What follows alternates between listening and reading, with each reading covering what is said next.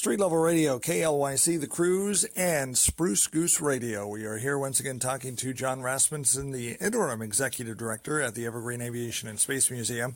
And those folks that are supporting the museum are waiting with bated breath to find out what's the latest news from the Utah Bankruptcy Court in the bankruptcy filing for the Falls Event Center, McMinnville.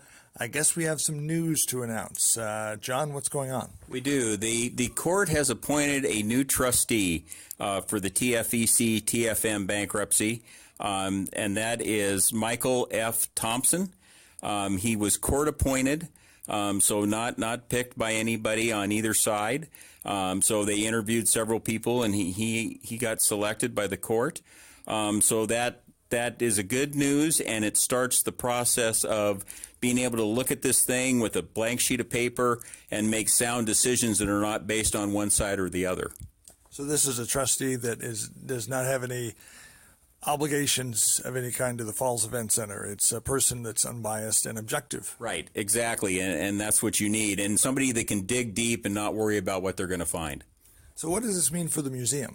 So what this means is we now have a fair shot at somebody actually hearing our story from our side and not bringing any preconceived notions with them on what's going on around here. And we get to tell our story on how the interaction has gone and where we need to be and where the museum needs to go to survive.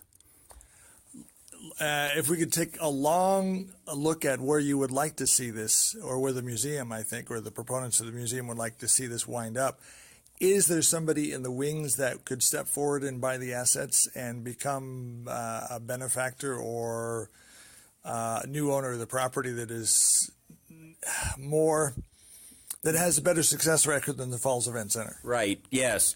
What we're looking for is a one owner for the whole operation. I mean, that you really need to have not two landlords, but just one landlord that would see the whole operation and be under just one umbrella. Two just makes it too convoluted for us. There's people out there that are interested and are looking at the operation. They are friends of the museum. They have seen the place. They enjoy it. They see the potential of it, and they want to see it succeed. Let's talk about the museum 2019. Well, let's talk about yesterday. It was Christmas yesterday. Yes. Day before was Christmas Eve. You tell me you had the biggest Christmas Eve attendance here that you can remember. Yeah, we did. Usually Christmas Eve, we close early. We close at 1 o'clock. So we usually get only about 26 people out here. And Christmas Eve this year, we had over 100. And so, and it was phenomenal. We didn't expect it, and it was great. And then today, the day after Christmas, isn't usually one of our bigger days, but yes, we had a really successful day today also.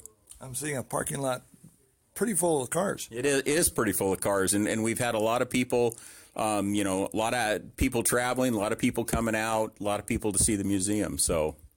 What do your tourist numbers look as we look at the trend? Are we increasing? Yes, we are increasing. We run about 86,000 people a year through here, and then 10,000 students through here. So it's about 96,000 people a year that come through here. And then the last 2 years we have actually been increasing in numbers, and our memberships have increased also. So if people weren't interested, they wouldn't be buying memberships to the place. John Rasmussen, the Interim Executive Director. Now let's talk about you. You're Interim Executive Director, and how long are you going to be interim? I'm going to be interim at least until June, so that gives a chance. We have candidates. We actually have 6 candidates waiting in the wings that are interested in this job. But to bring somebody in at this stage with the bankruptcy where it's at and what's going on, it's just easier for me to stay here and help get things stabilized and then bring in somebody after that's done. Looking forward to seeing who the next person is, and thank you for your time. Anything you want to add about the bankruptcy proceeding, Falls Event Center, future of the museum, maybe new exhibits, new projects coming up this year? Well, this year, one of the big focuses we have this year is it's the anniversary of the Apollo flights. And so we started this month with Apollo 8, flew in December. And so all this year we've got all kinds of stuff on Apollo. We'll be having astronauts out here. We'll be having artifacts from Apollo out here. We have all kinds of things going on out here. So watch the website, sprucegoose.org or evergreenmuseum.org. You can get to it both ways. And yeah, that's what we're bringing this year is we're really going to highlight Apollo. So, because it's the 50th anniversary. Talking to Interim Executive Director John Rasmussen at the Evergreen Aviation and Space Museum. I'm Dave Adams, KLYC, Street Level Radio, and Spruce Goose Radio. Depend on us.